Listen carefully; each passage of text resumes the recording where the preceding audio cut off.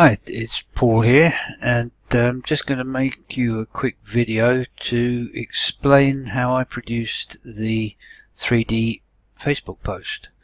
There seemed to be a lot of interest in it, so I thought I'd give you a quick run through of how I did it and what you need to do. It all works on images which are built from layers, so obviously if you use Photoshop you could work with layers, but I'm actually using Web Graphics Creator from Laughing Bird software, and I've just selected the image I used originally for the post I made. So let's have a quick look how we do this. So first things first, I'm just going to make this a bit quicker for the video. I'm going to delete a couple of things from here. So I'm actually going to delete this piece of text here, and we'll just stick with this one piece of text and the picture behind.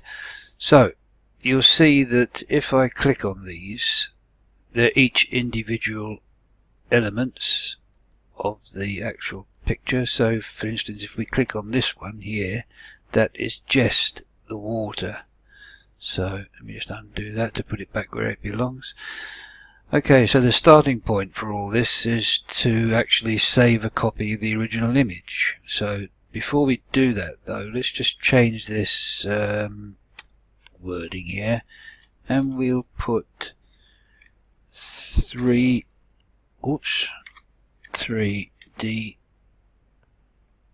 amazing. 3D amazing. How about that? Okay, so there's the text. And what we want to do with the text is we want to make sure that text is right in the front, because I want to bring that to the front of the 3D image. And then what we've got here is we've got another image there. We've got the background image of the rocks, which you can see there. I'm just going to undo that so I put it back. We've got the water, and finally at the very back we have the clouds and the water beneath. If I actually move this, you will see that image part moving. So let me undo that again. Okay, so now we've got everything set up here. I'm actually going to save this file first, so we download that image, and you have to save it as a PNG file. So I'm going to enter a name here, and we'll call it 3D example. 3D example. And I shall download that now. There we are. So there's our 3D example. Okay, now what we want to do now is to create what's called a depth map of that image. So what we do to do that is we first of all select this element here, which is the text. Now we want this to be right at the front. So what we do, if I go to text color here, it's already white. Now it's exactly what we wanted, because in a depth map the items that are closest to you are white, and as you go further back into the image you want to make everything darker. It'll become clear when I start to do this. So the first one here is the text, and I'm going to leave that as white. And then I'm going to select this image next, which is the rock, and as you can see this text is just sitting over this rock, but I want to make that look more 3D. So what we do now is we come to image color and we click on colorize. Just wait for that to change over.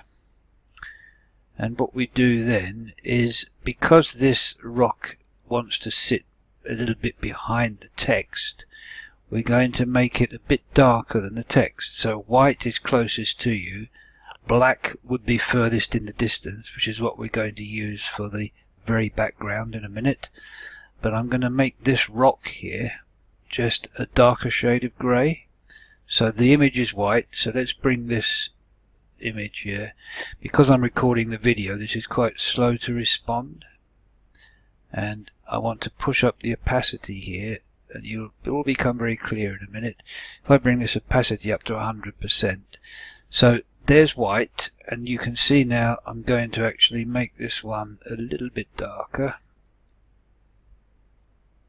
grey. So what we're doing now is saying this white image is nearest the front in the 3D image. This one is a bit further back. Then the next one in line would be the water. I want to make the water stand out from the rocks behind, but still keep it behind this rock and this image. So what we do here now is we click on this image, and again colorize, push up the opacity to 100%. It hasn't picked up the colorize there, so I'm just going to click away and click back again. That's better. And now you can see that this is white, this is a light, this is a slightly darker grey, and now I've gone a bit darker again. So just let's make that a little bit darker again. Let's bring it down to about here somewhere, so that it's darker than this one. So white, a little bit darker, and this one needs to be darker still, so we need to go down even further. Let's bring that down. It's very slow to respond here because I think it's because I'm recording and I've got my camera on as well. So let's just go down. There you go. So that's up to 100%. What you can see there, you can see the actual image of the rocks behind. That doesn't really matter because you'll see in a second we're going to make these even darker.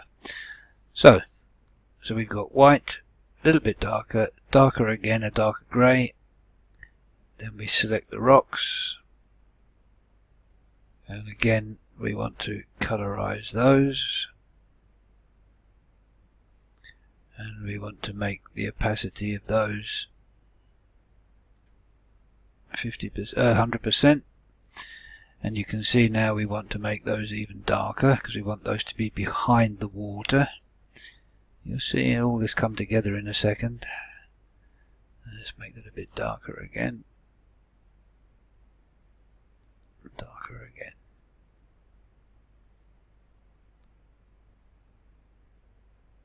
In fact, I'll make it a bit darker again because the next one is the final background image, which is right at the back.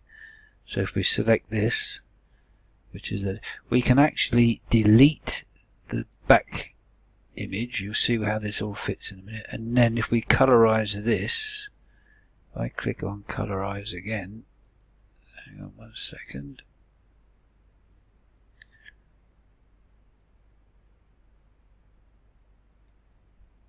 We make that black. Bring the opacity right up. Come on. Oh, canvas, sorry. Right at the back now, so what we want to do here is we just want to make the canvas black. I do beg your pardon, I made a mistake there. Okay, that's what we wanted to do.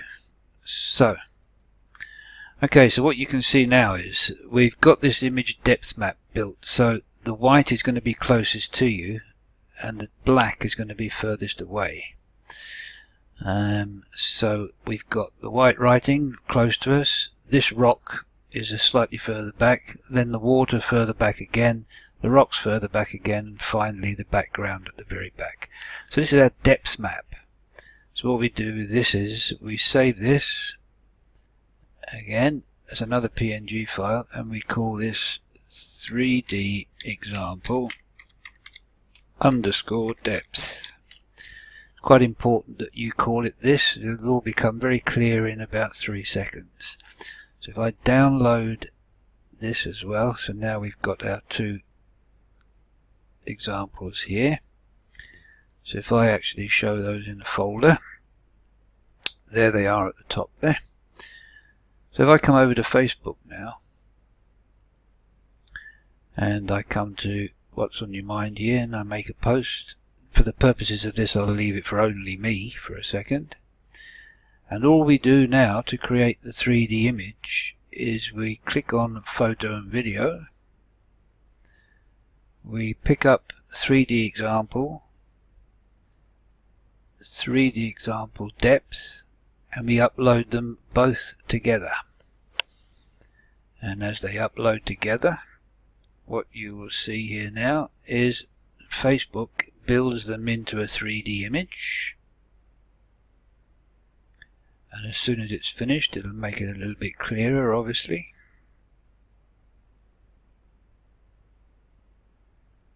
And there is your 3D image. It looks even better on mobile, and as you can see here, the actual the text is closest to us. This rock appears to be behind there and a bit further back. The rocks here seem to be behind this rock. The water seems to be in front of these rocks, and finally the background is right at the very back. So that's how you create your 3D image posts. Okay, any questions, just you can PM me or hit me up on Facebook, and I will answer anything if you've got a question that I haven't answered. Okay, thanks very much. Bye for now.